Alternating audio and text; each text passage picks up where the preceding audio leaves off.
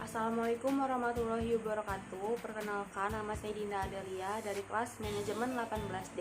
Di sini saya akan menjelaskan prinsip-prinsip manajemen resiko. Apa itu resiko? Yang pertama, manajemen resiko operasional adalah resiko yang timbul akibat tidak berfungsinya proses internal, adanya kesalahan manusia, kegagalan pada sistem, dan faktor atau kejadian dari luar eksternal. Yang kedua, resiko operasional relatif belum banyak dipelajari karakteristiknya, meskipun resiko paling tua.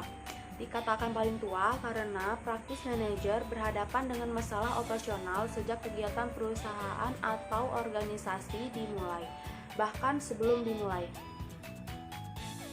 Pengertian resiko menurut Vaughan 1978 dalam Dermayu 2016. Yang pertama, resiko adalah kesempatan kerugian. Yang kedua, resiko adalah kemungkinan kerugian. Yang ketiga, resiko adalah ketidakpastian. Yang keempat, resiko merupakan penyebaran hasil aktual dari hasil yang diharapkan, dan resiko adalah probabilitas suatu hasil berbeda dari yang diharapkan. Lalu ada prinsip manajemen resiko. Yang pertama, resiko ada di mana-mana. Yang kedua, resiko adalah ancaman dan peluang. Yang ketiga, resiko adalah kombinasi dari bahaya dan peluang. Yang keempat, resiko diciptakan berbeda-beda. Yang kelima, resiko dapat diukur. Yang keenam, kunci manajemen resiko adalah dapat dihindari, diambil, dan dieksplorasi. Yang ketujuh, imbalan untuk manajemen resiko yang lebih baik adalah nilai yang lebih tinggi. Yang kedelapan, bagian dari pekerjaan semua orang. Dan yang terakhir, organisasi pengambilan resiko yang sukses tidak sampai ke sana secara kebetulan. Lalu ada resiko ketidakpastian.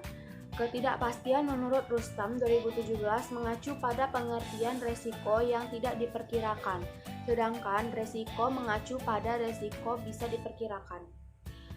Subjek resiko memiliki ukuran kuantitas, diketahui tingkat probabilitas kejadiannya, dan ada data pendukung mengenai kemungkinan kejadiannya. Selanjutnya ada prinsip-prinsip identifikasi resiko. Yang pertama, pemahaman tentang adanya resiko. Yang kedua, pengetahuan sifat-sifat resiko atau frekuensi. Yang terakhir, dampak resiko terhadap kelangsungan usaha atau tingkat kegawatan resiko, dan menentukan prioritas resiko tersebut. Selanjutnya ada manfaat daftar kerugian. Yang pertama, mengingatkan manajer resiko mengenai kerugian yang dapat menimpa bisnisnya. Yang kedua, sebagai dasar penentuan teknik menanggulangi resiko. Yang ketiga, sebagai bahan pembanding dalam evaluasi program penanggulangan resiko yang telah dilakukan selama ini. Selanjutnya ada sumber-sumber resiko. Yang pertama ada lingkungan fisik, yaitu bangunan yang dimakan usia sehingga menjadi rapuh, sungai yang bisa menyebabkan banjir, gempa bumi, badai, dan topan. Yang kedua, lingkungan sosial, yaitu kerusuhan sosial, demonstrasi, konflik dengan masyarakat lokal, pemogokan pegawai, pencurian, dan perampokan. Yang ketiga ada lingkungan politik, yaitu perubahan perundangan, perubahan peraturan, konflik antar negara yang menyebabkan boikot produk. Yang keempat ada lingkungan legal, yaitu gugatan karena gagal mematuhi peraturan dan perundangan yang berlaku. Yang kelima ada lingkungan operasional, yaitu kecelakaan kerja, kerusakan mesin, kegagalan sistem komputer, dan serangan virus terhadap komputer. Yang terakhir ada lingkungan ekonomi, yaitu keluasan ekonomi, inflasi yang tidak terkendali. Selanjutnya ada 6 tipe resiko yang penting. Yang pertama ada resiko komoditas, yaitu harga komoditas yang jatuh padahal perusahaan memegang komoditas tersebut.